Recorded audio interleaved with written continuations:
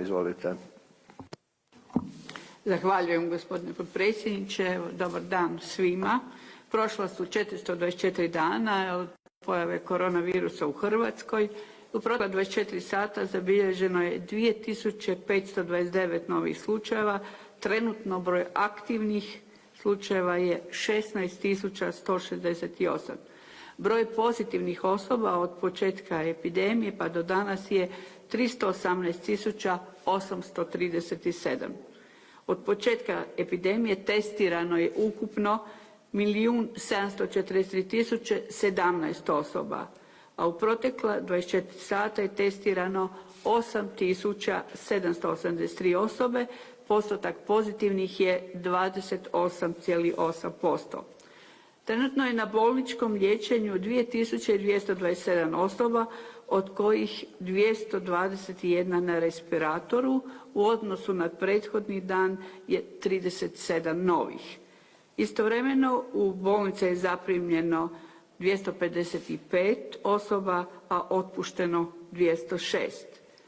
Do danas se ukupno oporavilo 295.885 osoba, u posljednja 24 sata 2431. Nažalost, i u protekla 24 sata preminule su 46 osobe i ukupna brojka preminulih do danas je 6784. Među preminulim osobama kod 2 osobe nije evidentiran komorbiditet, 5 ih je imalo 1 komorbiditet, a svi ostali multiple. Prosječna dob preminulih je 73,5 godine, a najmlađa preminula osoba je u dobi od 45 godina sa potvrđenom dijagnozom iz skupine bolesti dišnog sustava i bubrežnih bolesti. U samoizolaciji je 34.660 osoba. I zaključno sa 22. travnja utrošeno je 746.878 doza cjepiva i cijepljeno 593.972 osobe, s tim da je s jednom dozom cijepljeno 438.706 osoba, sa 2 doze 152.906 osoba, dok podatak o dozi nije upisan kod 2.360 osoba. Hvala.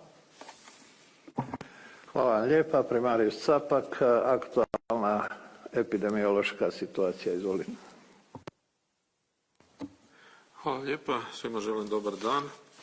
Kao što ste čuli, danas smo imali 2529 novoregistriranih oboljelih osoba od 8783 testirana.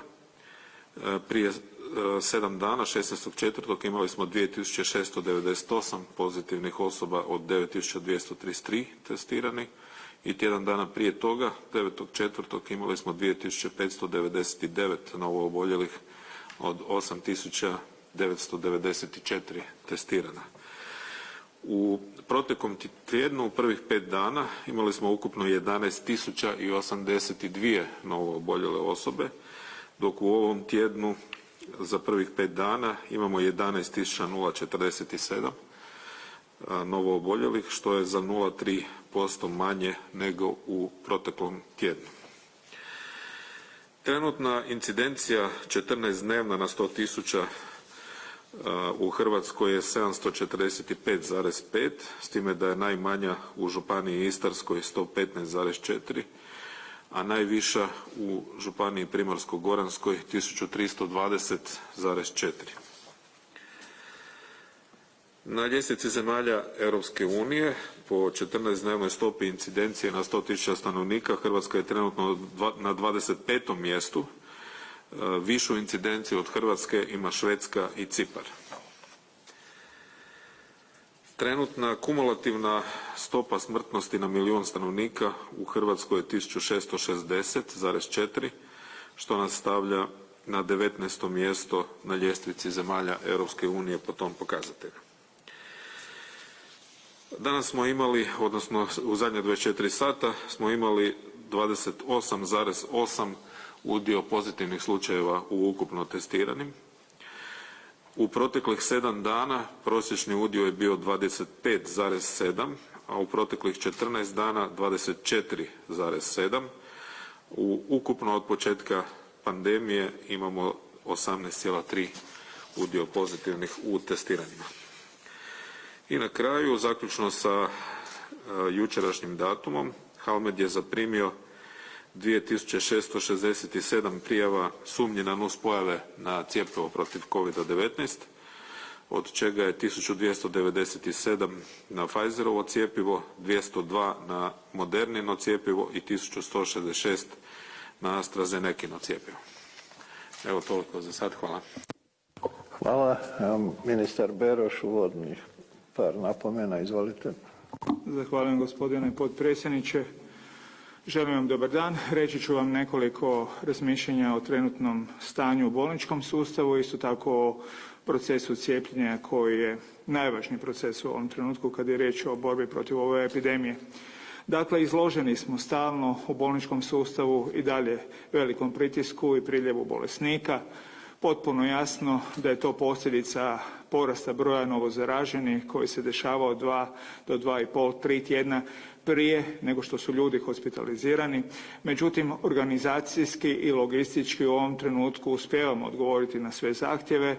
Postoje određena krizna žarišta kao što smo to imali i tijekom drugog vala ove epidemije, međutim svi zajedno solidarno odgovaramo na ove izazove, raspodjeljujemo i kadar i materijalno-tehničku opremu i nastojimo biti usklađeni i pružati adekvatan odgovor. Znate i sami, i u gradu Zagrebu je aktiviran krizni plan funkcioniranja bolničkog sustava. Sve zdravstvene ustanove u gradu Zagrebu ujedinjene su i sa Kliničkom bolničkom Dubrava koja je primarno respiratorno intenzivistički centar usklađuju i potrebe u kadrovima, isto tako i u respiratorima i drugoj opremi. Na zahtjeve iz pojedinih županijskih bolnica nastojimo promptno odgovoriti. Ekipirani smo na bolji način nego što je to bilo tijekom drugog vala. Isto tako materijalno-tehnički imamo znatno više i respiratora i uređaja za high flow ventilaciju, tako da na neki način lakše u ovom trenutku odgovaramo svim tim izazovima. Međutim, još jednom apeliram na sve naše sugrađane da poštuju epidemiološke mjere, da se odgovorno ponašaju jer je to način na koji ćemo najbolje zaštititi hrvatski zdravstveni sustav i omogućiti mu da on i ne COVID-19 pozitivnim bolesnicima pruža uobičajenu zdravstvenu zaštitu. Toliko kada je riječ o bolničkom sustavu. Ono što je važno, svakodnevna komunikacija sa ravnateljima, sa lokalnim koordinatorima na terenu, sa lokalnim stožerima civilne zaštite jer je jedino na taj način moguće odgovoriti na ove izazove. Kada je riječ o cijepljenju, dakle ulazimo u onu fazu, kao što je to kolega Capak rekao, kada će dolaziti veće količine cjepiva na tjednoj bazi u Republiku Hrvatsku. Kroz 5. mjesec će to biti preko 200, odnosno 230 000 doza cjepiva. Stoga smo osigurali jedan lanac upravljanja procesom cijepljenja koje vode lokalni koordinatori na županijskom nivou. Njima moraju svi zdravstveni djelatnici u pojedinoj županiji biti na raspolaganju. Dakle, od djelatnika županijskih zavoda za javno zdravstvo, djelatnika domova zdravlja, bilo onih koji su domski liječnici ili oni koji rade u vidu ordinacija, zatim bolničkih liječnika u hitnoj medicini, ali isto tako i privatnih liječnika u okviru mreže javnozdravstvene službe. Svi oni su na dispoziciji lokalnim županijskim koordinatorima koji procjenjuju i opseg i broj posebnih dodatnih punkteva na njihovom terenu u ovisnosti o vršnom opterećenju, odnosno dolasku pojedinih doza cjepiva za njihove županije. Jedino zajedno možemo odgovoriti na ove izazove i mislim da smo za sada dovoljno uigrani i promišljeni da ćemo kada dođe vrijeme dolaska većih količina moći odgovoriti i na taj izazov. Apsolutno je potpuno jasno da je cijepljenje uz pružanje bolničke zdravstvene zaštite COVID-19 pozitivnim bolesnicima od iznimne važnosti i naš prioritet. Isto tako moram nadodati ono što stalno govorimo, da je u tijeku izrada mini akcijskog plana za prioritetne skupine na koji način mislimo kvalitetno unaprijediti plan cijepljenja i na neki način odgovoriti na sve one izazove koje se namiču kako u zdravstvenom, tako i u ekonomskom planu. Ministarstvo zdravstva, to je potrebno napomenuti, svim lokalnim koordinatorima i županijskim zavodima za javno zdravstvo stoji na raspolaganju za bilo kakvu logističku, organizacijsku ili provedbenu potporu. I još mi dozvolite par riječi o reformama hrvatskog zdravstvenog sustava koje su nužne. Razlog mog obraćanja vama je zbog toga što mediji traže odgovore na pitanja o budućoj reformi. Ono što vam mogu reći je da se na njoj najozbiljnije već više od pola godine radi, da se usuglašavaju određene stvari koje je potrebno i međuresorno usuglasiti prije nego što se prezentira Vladi Republike Hrvatske. Isto tako navodim da će hrvatska javnost, što je naša obaveza, biti na vrijeme informirana o svim onim elementima koji će biti navedeni u istoj. Ono što je od osnovne važnosti, kao što stalno navodimo, je financijska stabilizacija zdravstvenog sustava i tu znate da smo napravili jedan veliki iskorak kada smo sa veledrogerijama dogovorili otplatni plan duga do kraja ove godine i dogovorili adekvatnu opskrbu lijekovima i drugim potrošnim materijalom hrvatskih bolnica, što je od osnovne važnosti, poglavito za naše bolesnike koji na taj način ne moraju brinuti za to da li će dobiti lijek ili neće dobiti lijek. Međutim, naša obaveza je u tom roku utemeljiti promjene koje će sustav učiniti financijski stabilnijim. U tom kontekstu pojedini dionici čitavog procesa dobili su već sada potrebna zaduženja, tako na primjer HZZO mora apsolutno analizirati nabavu i potrošnju lijekova te na neki način optimalizirati budući način i nabave i potrošnje koji mora biti u skladu sa potrebama hrvatskih pacijenata, ali isto tako sa našim financijskim mogućnostima. Mjerenje ishoda liječenja u odnosu na neki lijek apsolutno je najbolji kriterij primjene istog i potrebe za istog. Isto tako među nekim od sljedećim koracima je promjena limita zdravstvenim ustanovama. Oni moraju biti potpuno usklađeni sa cijenama zdravstvenih usluga koje moraju biti realne, ali isto tako i troškovima da bi konačno dobili već ekonomske jasne okolnosti financiranja zdravstvenog sustava jer one sad takve nisu. Naime, generiraju se dugovi i to jednostavno nije dobro. Moramo ekonomsku jednadžbu apsolutno uravnotežiti da bi naš zdravstveni sustav nadalje funkcionirao na adekvatan način. Isto tako ravnatelji bolnica već sada na našim razgovorima upozoreni su na to da moraju apsolutno racionalno organizirati rad u svojim bolnicama, maksimalno iskorištavajući medicinsku opremu, da smanjimo liste čekanja, ali isto tako racionalno raspoređujući rad zdravstvenih djelatnika na jedan način koji će biti zadovoljavajući. Istina je da ova koronavirus kriza nameće i drugačije zahtjeve u ovom trenutku jer odgovor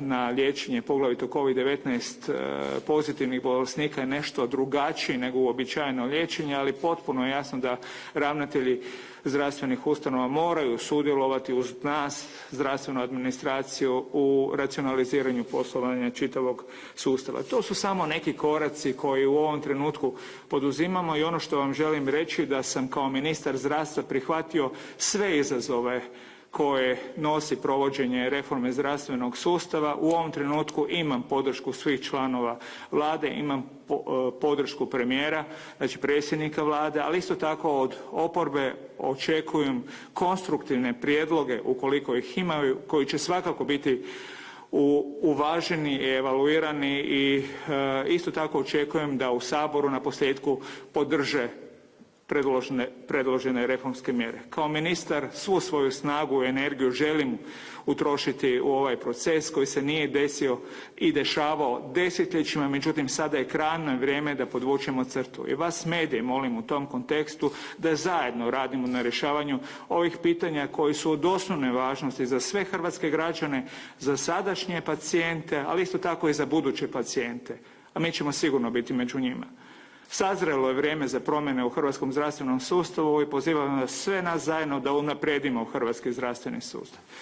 I još mi dozvolite samo da se referiram na neke elemente koji su otvoreni u medijskom prostoru, pa bi želio da se komuniciraju na adekvatan način. Dakle, zahvaljujem svim onim liječnicima obiteljske medicine koji predano svakodnevno rade na adekvatnom pružanju zdravstvene zaštite, a pri tome mislim i naručivanju svojih pacijenata putem ili platforme ili direktnog načina naručivanja i mislim da je to uloga obiteljske medicine. Stoga mislim da nije dobro kada se naši građani, bolesnici, osigurane osobe javljaju svojim liječnicima koji smatraju da njihova dužnost nije naručivanje na cijepljenje u ovoj fazi. Mislim da to nije dobro, da nije sukladno planu i programu provođenja cijepljenja.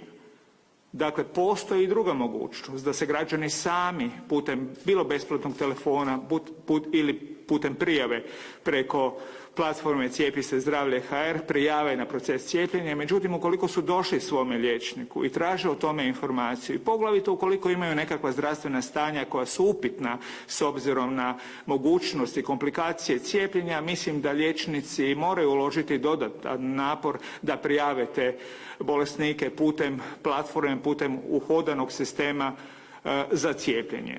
Njima to nije dodatan napor kao što naručuju svoje pacijente na različite pretrage, na različite terapijske dijagnostičke postupke. Isto tako, bez dodatnih komplikacija mogu naručiti sve svoje osiguranike i na proces cijepljenja. Upravo u kontekstu onog što sam ranije rekao, a to je iznimna važnost intenziviranja i provođenja cijepljenja kako bi u datom vremenskom periodu postigli planiranu procijepljenost hrvatskih građana, a to je do kraja 6. mjeseca 50 do 55%, potpuno je jasno da svi moramo dati svoj obol i sudjelovati u tom procesu. On nije težak, on nije kompliciran i molim sve obiteljske liječnike koji to u ovom trenutku i ne rade, da ne upućuju svoje osiguranike, da se sami javljaju putem platforme, iako je i to moguće i neće doći niti do dupliciranja, niti do iskakanja iz sustava, jer sve poveznice ove platforme su u konačnici usuglašene i adekvatno funkcioniraju. Prema tome, zajedničkim naporima možemo najbolje odgovoriti na ove izazove zajedničke. Eto, toliko od mene. Hvala vam. Hvala lijepo, ministre Beroš. Ja bih vas samo informirao uvodno da je stožer danas na prijedlog županijskih stožera donio 4 odluke kojima su za područje Osječko-baranjske, Požeško-slavonske županije uvedene nove nužne epidemiološke mjere. Za područje Zagrebačke županije produžuje se primjena već uvedenih mjera do 9. svibnja, a za područje Dubrovačko-neretvanske županije ublažavaju se ranije uvedene mjere u dijelu županije, što govori da one mjere koje su bile tamo uvedene najprije postižu rezultat.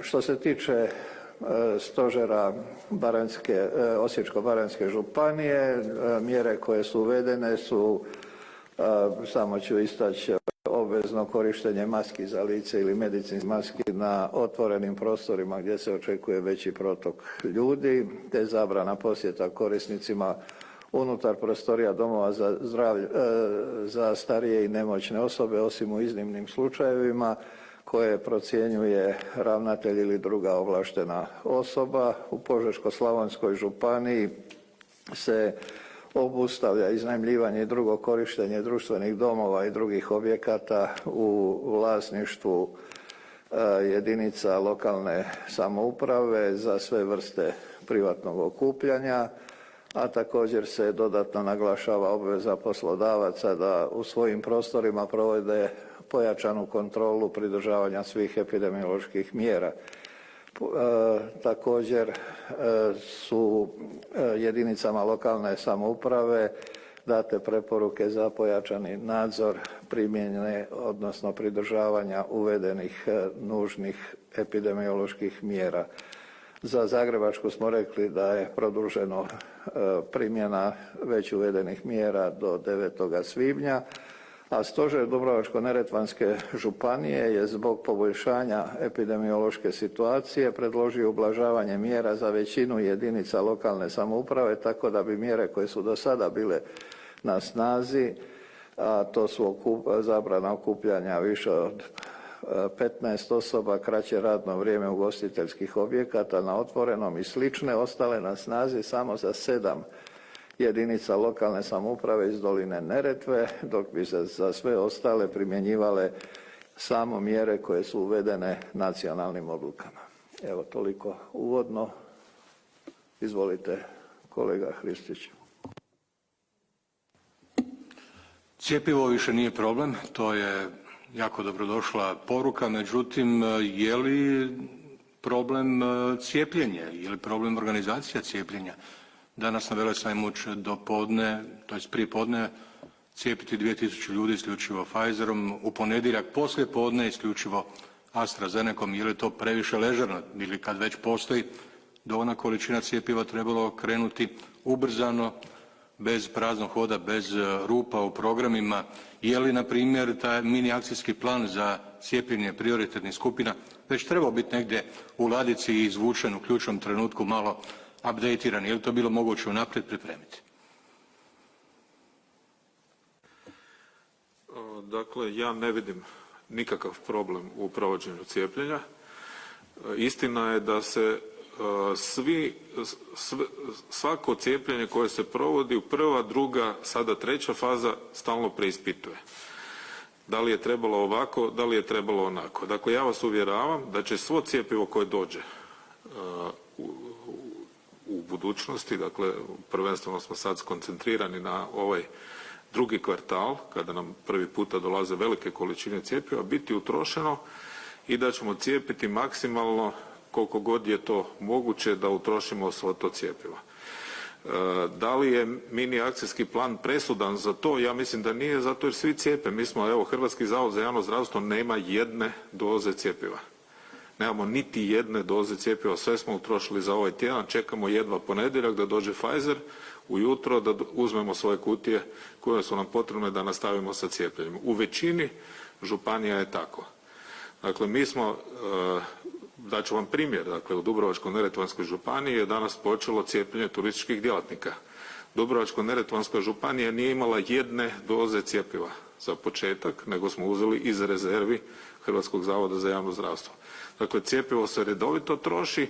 Da li je baš na red došao neko ko sad ima 30 godina, onaj ko ima 31 se nije uspio cijepiti, to ćemo ispraviti sve u sljedećih nekoliko dana i nekoliko tjedana kad ćemo imati velike količine cjepiva i kad ćemo upućivati i javne pozive.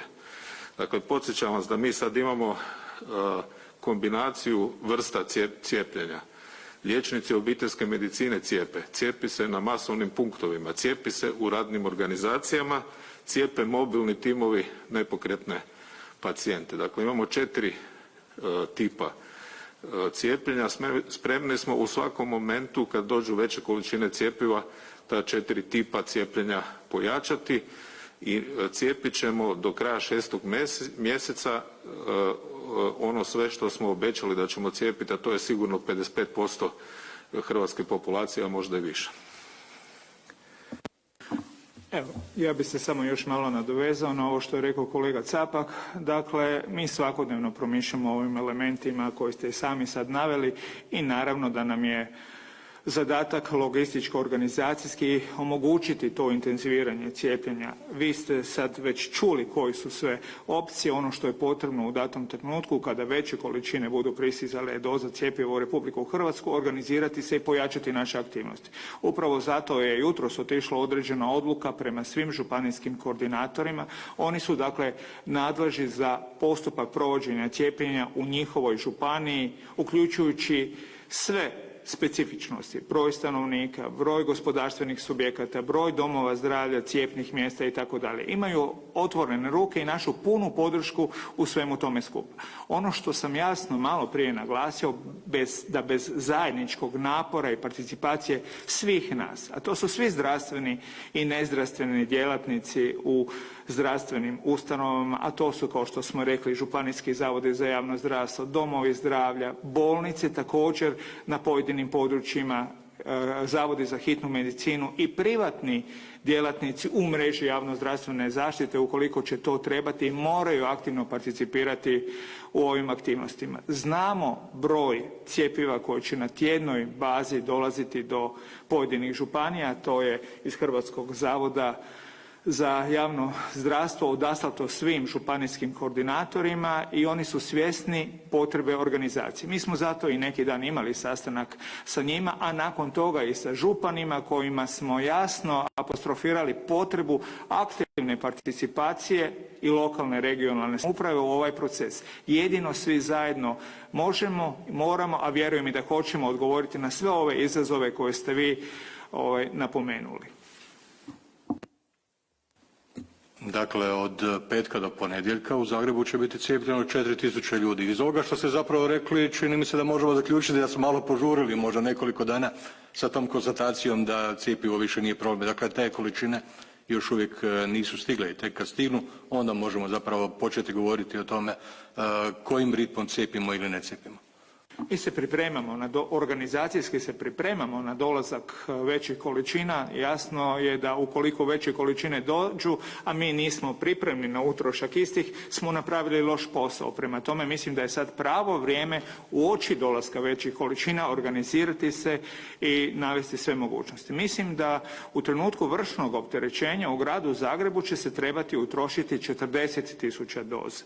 Tako da razgovarali smo i sa zagrebačkim zdravstvenim vlastima i sa ravnateljem Nastavnog zavoda za javno zdravstvo grada Zagreba o svemu tome skupa i u potpunosti nam prijavljuju da su spremni odgovoriti ovim izazovima, a naravno mi stojimo uvijek i logistički, organizacijski i pravno iza njih ukoliko će trebati nekakve odluke ili drugi akti koji će im pomoći pri organiziranju ovog iznimno važnog procesa.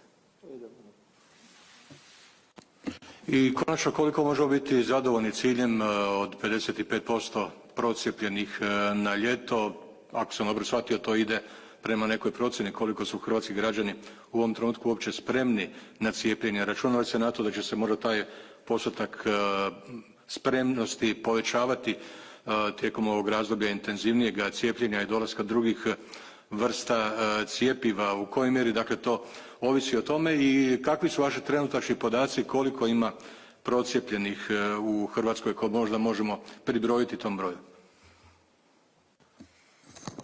Dakle, radi se... Ispričavam se, samo rekao sam koliko ima postotak procijepljenih, htio sam reći koliko ima oni koji su već preboljeli bolest, dakle postotak prokuženosti.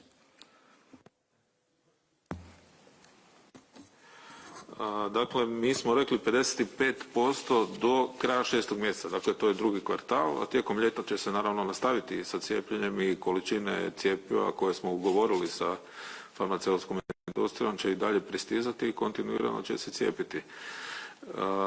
Mi smo tih 55% procijenili na temelju onih doza za koje smo imali obećanja od farmaceutske industrije da će nam dostaviti na temelju onih doza koje akceleracijskih, dakle koje je premijer i sa Europskom komisijom uspio dogovoriti da dođu. Dakle, kad potrošimo krajem 6. mjeseca te doze koje bi trebale, dakle koje su ugovorene, koje bi trebale doći, to će biti oko 55% hrvatskog stanovništva. Mi smo u ovom trenutku, ako uzmete dakle ukupno stanovništvo, mi smo negdje na 17% procijepljenosti stanovništva, a ako uzmete samo odraslo stanovništvo, jer poznato je da se djeca još uvijek ne mogu cijepiti, to je onda negdje oko 21% hrvatskog odraslog stanovništva. Računamo da sa ovim dozama koje će pristizati tijekom 5. i 6. mjeseca ćemo doći do 55%, a ako dođe više doza, naravno cijepit ćemo i više. Samo ovaj dodatak u vezi prokuženosti, možemo li tome... Dakle, o tome smo više puta govorili. Dakle, Hrvatski zavod za javno zdravstvo je proveo jednu serološku studiju na 1500, nešto malo manje od 1500 ispitanika u svim županijama i svih dobnih skupina u Republici Hrvatskoj i mi smo dobili da je negdje oko 25% osoba došlo u kontakt sa virusom, odnosno da su preboljeli i radili smo i takozvani neutralizacijski test koji je za tih 25% u 85% pozitivan, što znači da su te osobe sigurno imune na virus i da ako dođu u kontakt s virusom da neće oboljeti, što je izuzetno visoki postotak. Dakle, u ovom trenutku mi imamo negdje oko 25% populacije koja je došla u kontakt s virusom i visoki udio od tih 25% su imuni na virus. Ako se tome pribroji i ovo što smo cijepili, mi računamo da ćemo negdje tijekom ljeta biti na između 70 i 80% imunih u Republici Hrvatskoj. Možda ministra Beroša, što se tiče cijepljenja u Zagrebu, s obzirom da nam stižu veće količine cjepiva, je li opcija, je li se razgovaralo možda sa gospodinom Šostarom o nekim novim punktovima, spominjao se punkt u istočnom možda dijelu grada ili neki manjtovi, i što se tiče drive-in cijepljenja na razini Hrvatske, je li to opcija, jer se možda to razmatra? Ja ću vam odgovoriti na to pitanje, međutim i kolega Capak se može nadovezati. Apsolutno razgovaramo sa kolegom Šostarom i Jelačem svakodnevno i razgovaramo o mogućnosti i potrebi otvaranja dodatnih masovnih punktova za cijepljenje u gradu Zagrebu, međutim isključivo u njihovoj ingerenciji odluka o istom.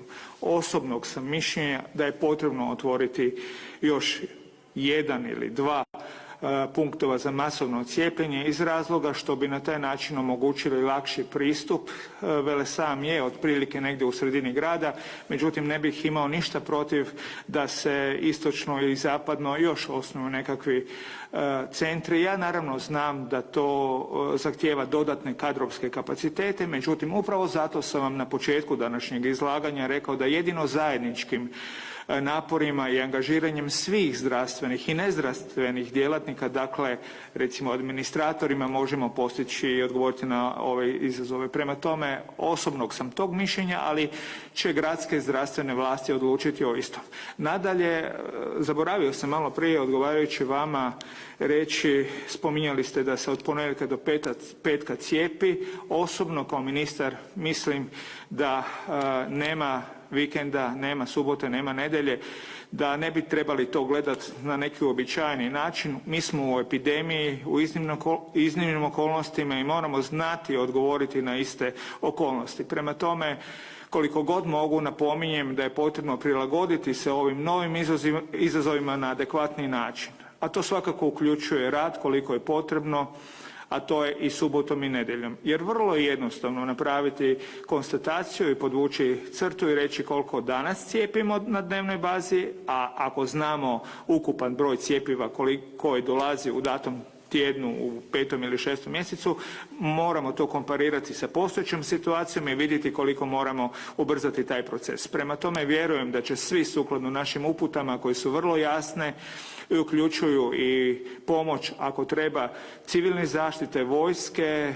dobrovoljaca, studenata, dakle svih onih. Iako vjerujem da ćemo sa ovim kapacitetima koji su sada na raspolaganju u hrvatskom zdravstvenom sustavu odgovoriti na ove izazove. Međutim, ukoliko ne bude dovoljno iz razloga dolaska još većih količina cjepiva ili nekih drugih, svakako moramo organizacijski napraviti taj iskorak da riješimo sve te nedoumice. Dakle, isključivo je riječ na odgovornosti lokalnih koordinatora, ali apsolutno ministarstvo i Hrvatski zavod za javno zdravstvo ne bježi od svoje odgovornosti i na dispozicije u svakom trenutku za dodatnu, kao što sam već rekao, logističku, organizacijsku i provedbenu pomoć svima. Drive-in cijepljenje, je li to? Prostite, po meni je to isto jedna od opcija, ali može o tome više par riječi reći oni koji se bave organizacijom cijepljenja i planiranjem, a to je Zavod za javno zdravstvo. Ja bih samo prvo kratku nadopunu prethodnog odgovora ministra Beroša. Dakle, osim ovog punkta na Velesajmu koji je ogromnog kapaciteta i 100 ljudi je angažirano svaki dan na cijepljenju tamo, a kad se radi o 2 smjene onda je to dakako i puno više. Postoje i dalje cijepljenja u ordinacijama liječnika obiteljske medicine i na mini punktovima u domovima zdravlja, nisu se svi ugasili, dakle neki još uvijek rade. I Hrvatski zavod za javno zdravstvo kontinuirano cijepi u svojoj epidemiološkoj ambulanti i na punktovima, dakle mi smo cijepili neke skupine invalida, cijepili smo studente medicine i drugih zdravstvenih studija koji ne mogu ulaziti u bolnice bez da budu cijepljeni. Počeli smo sada 3. fazu, dakle cijepimo novinare u radnim organizacijama, cijepimo policiju. Sljedeći tjedan će se organizirati cijepljenje vojske i drugih hitnih službi. Dakle, kontinuirano se cijepi ne samo na punktu na Velesajmu, nego na puno više mjesta u gradu Zagrebu. Kad bude to potrebno i ako bude potrebno, sasvim sigurno se može organizirati, postoje još rezervni i dodatni kapaciteti, može se organizirati i dodatne punktove i od strane Nastavnog zavoda Andrija Štampar i od strane Hrvatskog zavoda za javno zdravstvo. Što se tiče drive-in cijepljenja, dakle mi smo vidjeli neke modele u svijetu kako to funkcionira. Vi znate da tu postoji i administrativni dio, dakle upisivanje cijepljenika u e-cijepih, temeljem čega će se izdavati potvrde i kasnije zelene putovnice, što je isto važan dio cijepljenja, i postoji taj dio opservacije, dakle 10 do 15 minuta svako treba ostati pod opservacijom zdravstvenog osoblja da se ne bi dogodilo anafilaktički šok ili neka jača alergijska reakcija. I vidjeli smo da u svijetu je to organizirano na način da ljudi dakle najprije daju podatke na mini šalterima, nakon toga se cijepe i onda sami miču svoj automobil i na velikom parkiralištu se parkiraju i trebaju tamo ostati 15 do 20 minuta pod nadzorom zdravstvenog osoblja koje kontinuirano cirkulira između automobila i kontrolira da li je sve u redu. Na taj način je moguće organizirati cijepljenje, dakle moraju biti svi ovi administrativni i medicinski uvjeti zadovoljeni. Ukoliko postoje tehnički uvjeti, dakako da je drive-in dobrodošao jer on apsolutno može ubrzati i olakšati cijepljenje i oni koji imaju uvjeta da to organiziraju, mi ih apsolutno u tome podržavamo. Vezano dakle za krizme i pričesti, stigla je preporuka u Istarskoj županiji, Splitsko-dalmatinskoj za odgodu pričesti i krizmi. Imate li možda podatak u ostalim županijama, ukoliko županija ima takvih preporuka, i može li se u stvari reći da krizme i pričesti jesu mini žarišta ne toliko zbog samog sakramenta, već zbog obiteljskih druženja i okupljanja nakon njih? Evo, mi smo s ovog mjesta već nekoliko puta upućivali javne pozive i preporuke da se suzdržavamo od okupljanja. Vjerske službe, ukoliko se sudionici pridržavaju epidemioloških okvira koji su zadani od strane Hrvatskog zavoda za javno zdravstvo, vjerojatno ne bi trebale pridonositi širenju epidemije. Međutim, kao što ste i sama rekli, u ovom razdoblju svetih pričesti i krizmi osobit problem predstavljaju privatna okupljanja koja se događaju uglavnom poslije misa. Vidim da su neki županijski stožeri i biskupije svjesni te činjenice išli na odgađanje. Ja mislim da su to, gledajući ukupnu sliku, dobre odluke. Time neizravno utječu na ono što oni, ali i itko drugi, pa uključujući i državu, teško mogu utjecati, a to su privatna okupljanja.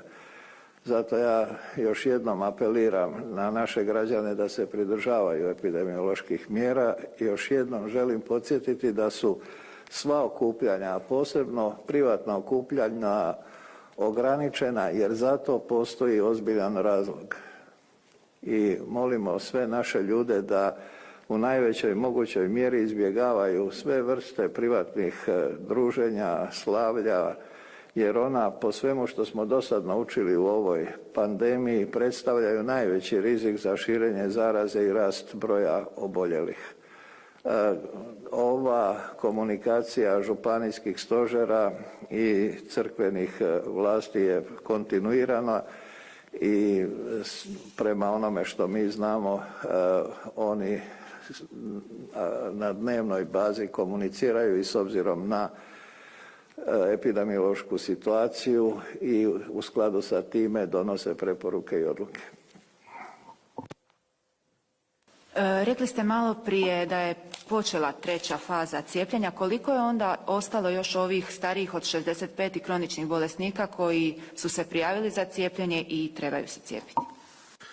Dakle, svi koji su prijavljeni na platformu Ministarstva zdravstva i Hrvatskog zavoda za javno zdravstvo su pozvani. Neki od njih su odbili cijepljenje AstraZenecom i cijepit će se sa Pfizerom sada kad dolaze veće količine. Dakle, mi ne možemo reći da smo završili drugu fazu. Cijepili smo negdje oko 50% stanovništva iznad 65 godina Republike Hrvatske, što je dobar postotak u odnosu na druge zemlje Europske unije. Cijepimo i dalje sve oni koji to žele, ali ne možemo zbog toga zaustaviti prelazak na treću fazu jer nećemo uspjeti potrošiti cjepivo. Dakle, mi kontinuirano nastojimo potrošiti cjepivo. Da li će sad baš netko tko je mlađi od 65 godina doći na red ili neko iz neke radne organizacije ili neki novinar, prosvjetni djelatnik ili turistički radnik, više na to ne možemo gledati. Ali svatko tko ima pravo na cijepljenje i želi se cijepiti, se može javiti. Mi ćemo upotrijebiti još jedan mehanizam, a to je takozvani javni poziv. Da u nekom momentu kažemo da svi građani koji su stariji od 65 godina, a žele se cijepiti, mogu doći na određeni punkt i tamo će se cijepiti. Platforma se kontinuirano prazni, ali kažem, pošto su neki odbili cijepljenje, moramo to pozivanje ponoviti. Liječnici obiteljske medicine možda još nisu kompletno ispraznili svoje spiskove, ali na to vam ja ne mogu dati odgovor. Dakle, to su njihovi individualni spiskovi i ne mogu to znati, ali sada kad dolaze veće količine cjepiva, sasvim sigurno će se svi oni koji to žele, a stariji su od 65 godina, imaju komorbiditete, moći cijepiti. Evo, kolega Capak je objasnio ove elemente koji se odnose na sve one koji su se prijavili, bilo putem platforme, bilo putem svojih obiteljskih liječnika na cijepljenje. Međutim, iznimno je važno napomenuti da ima i naših starijih sugrađana koji u ovom trenutku nisu iskazali interes za cijepljenje. Od vrlo velike važnosti na neki način njima prispodobiti ovu situaciju. Dakle, cijepljenje je u ovom trenutku najmoćniji zdravstveni medicinski alat u borbi protiv teških oblika bolesti, u borbi protiv komplikacija ove bolesti i u borbi protiv smrti od ove bolesti.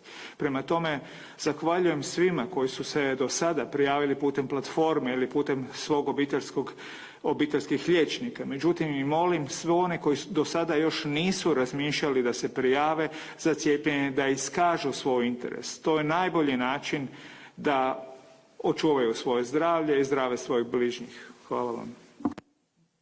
Evo, slušali smo zapravo cijelo vrijeme da su upravo ta obiteljska okupljanja najveća žarišta. Da li postoje još neka onda uz to koja su zapravo prepoznata kao žarišta i da smo sad negdje pred kraj ovog trećeg vala ili na vrhuncu, kako to sad stoji?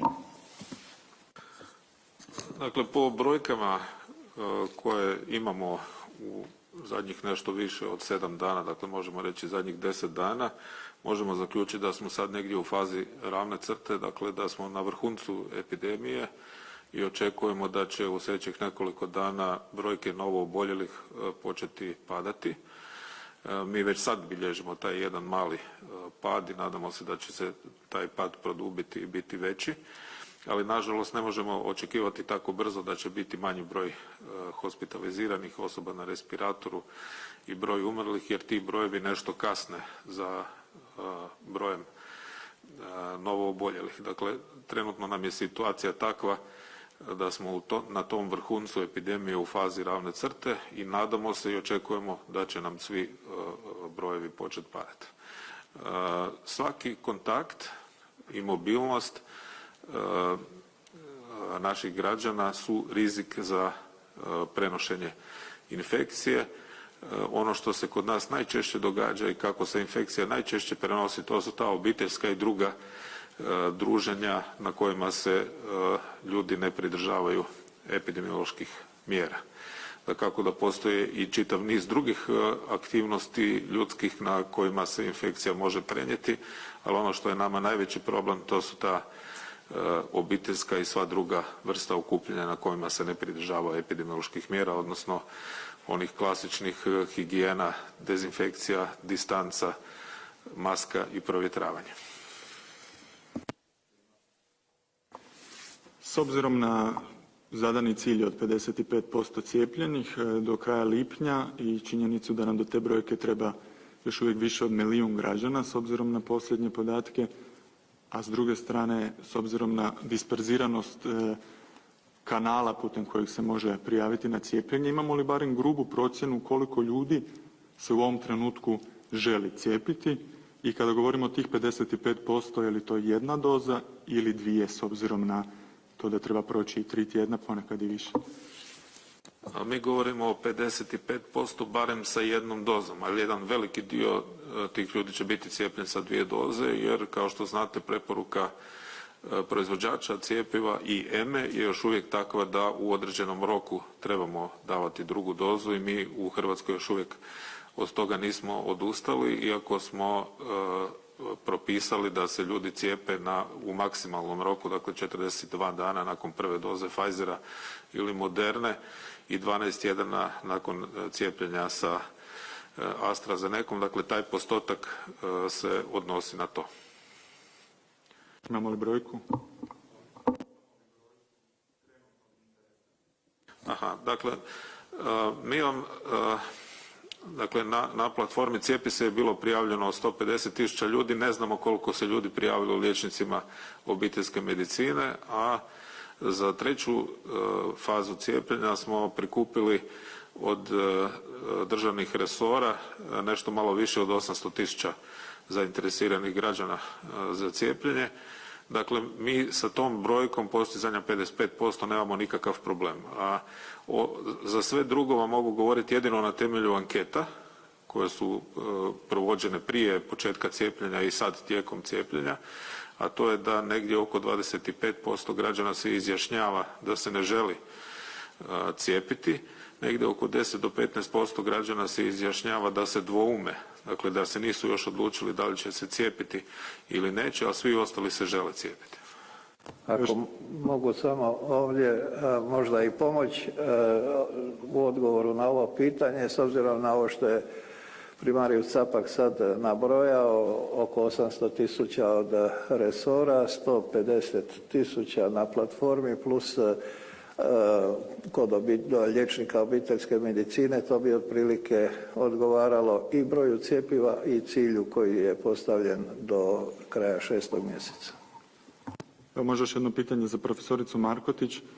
Ako sad govorimo primarno o cilju od cijepljenja prvom dozom, izašlo je istraživanje Oxfordskog sveučilišta da nas ta prva doza kod Pfizera i AstraZeneca štiti oko 65% od zaraze.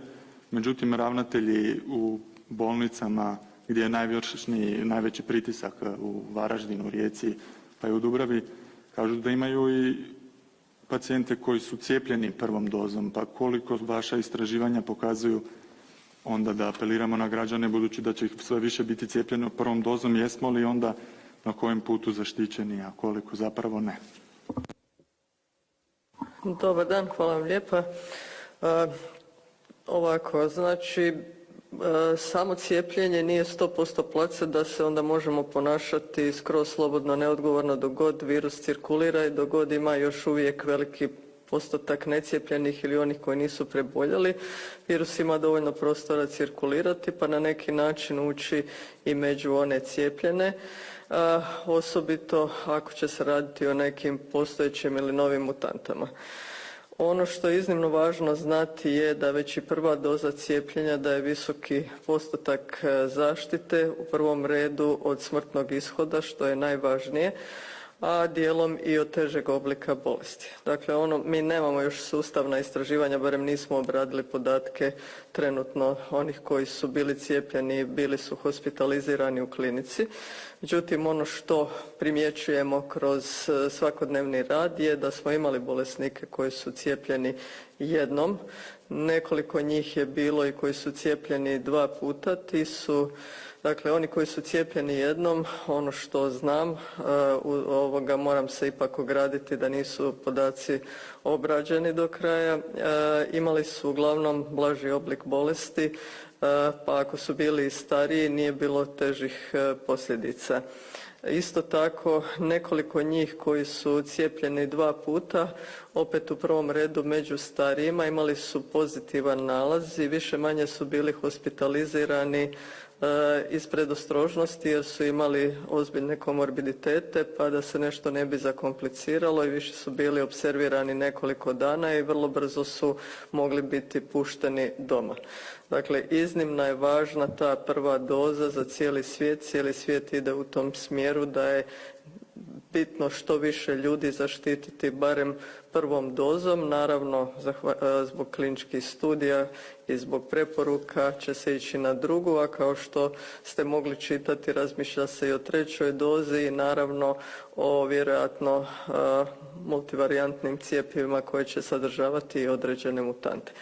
Sve ono što se događa, dakle, praktično je vrlo kratko vrijeme, negdje od 12. mjeseca od kad je cjepivo u širokoj primjeni, je nešto što smatramo kontinuiranim kumulacijom znanja, iskustva i jednostavno praktično svakodnevno moramo pratiti informacije i podatke koje imamo i nadam se da ćemo do jeseni znati puno više, ali sve ono što sada pratimo i vidimo ipak govori o tome da je iznimno bitno cijepiti se barem jednom dozom, a onda dapače i kad dođe red na to i mogućnosti i drugo.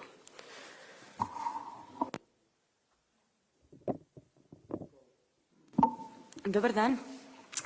Može prvo pitanje, ne znam, vezano za gospodinu Berošu ili za gospodina Capaka, jel znate je li točna informacija da je prvih 3000 prijavljenih putem aplikacije Cijepi se u stvari ispalo iz te prijave zbog greške u kodu same aplikacije?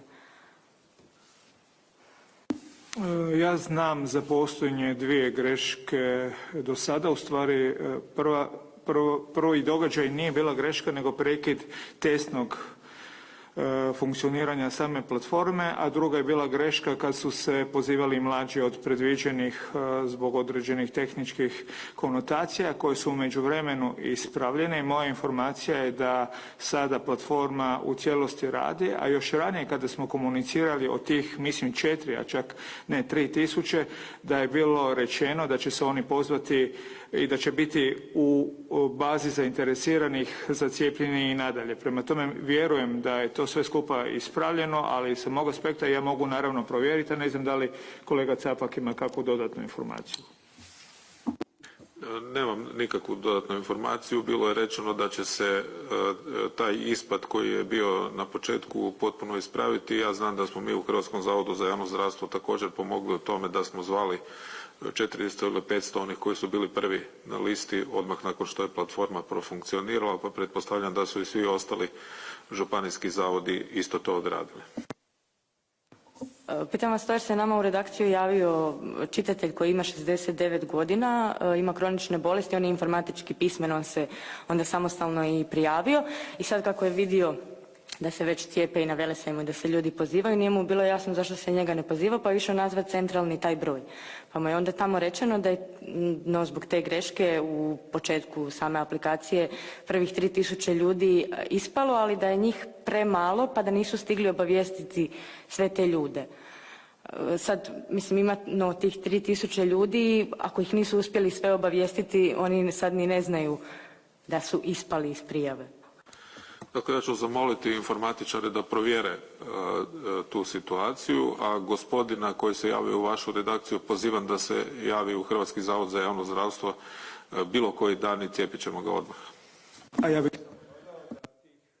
da tih 4000 koliko je bilo na početku registrirano tijekom testnog funkcioniranja platforme postoje u bazi podataka i rečeno mi je da će ih se sve pozvati. Tako da provjerit ćemo sve još jednom, ali mislim da bi trebalo biti u redu. Isprika svima ukoliko nešto nije bilo funkcionalno od početka, iznimno opsežan tehnološki proces koji je imao svoje faze implementacije početne, sada po dodatnim informacijama stvari funkcioniraju, a ove elemente ćemo svakako provjeriti. Hvala vam. I može samo još vezano za drugu dozu, primanje druge doze cjepiva različitog proizvođača. Profesor Kajić je jučer rekao da ako se slučajno i dogodi da netko greškom primi drugu dozu cjepiva od različitog proizvođača, da će taj vjerojatno ipak i biti u nekoj mjeri zaštićen i prema njegovim informacijama u Hrvatskoj jest bilo takvih slučajeva, ali nisu primijećene nuspojave. Imate li vi informacija koliko je takvih slučajeva i zašto je uopće došlo do toga da su se neki cijepili drugom dozom drugog proizvođača? Dakle, takve greške u aplikaciji cjepiva se prijavljuju također kao nuspojave Halmedu i koliko je meni poznato takvih slučajeva je bilo 6. U Hrvatskoj osobe nisu imale nikakvih komplikacija oko toga. Sada se u svijetu i u zemljama Europske unije ispituje ta mogućnost takozvanog mismatching cjepiva, dakle da se aplicira prva doza jednog cjepiva, a druga ili treća doza da budu drugo cjepivo i pretpostavka imunologa je da će takav način cijepljenja čak dati neku određenu prednost u stvaranju imunog odgovora, ali za to još nemamo potpunu potvrdu jer su istraživanja u tijeku. Zašto su oni dobili drugu dozu različitog proizvođača? Dakle, zato što se dogodila greška. Ako je to, hvala vam lijepa.